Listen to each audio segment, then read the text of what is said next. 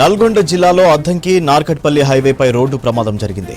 ఎల్లారెడ్డి గూడెం దగ్గర double decker బస్సును ఢీకొట్టింది రెడ్ మిక్స్ లారీ. ప్రమాదంలో పలువురు ప్రయాణికులు, లారీ డ్రైవర్ గాయపడ్డారు. క్షతగాత్రులను సమీప ఆసుపత్రులకు తరలించారు. హైదరాబాద్ వైపు వస్తుండగా ఈ ఘటన జరిగింది. యాక్సిడెంట్తో భారీగా ట్రాఫిక్ జామ్ అయింది. విషయం తెలియగానే ఘటనా స్థలానికి చేరుకున్న పోలీసులు ట్రాఫిక్ను క్లియర్ చేశారు.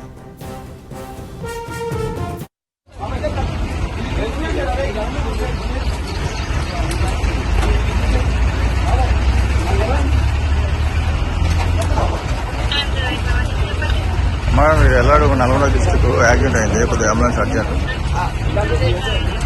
ఒక ఇద్దరు ఉన్నారు. అతను రమేష్.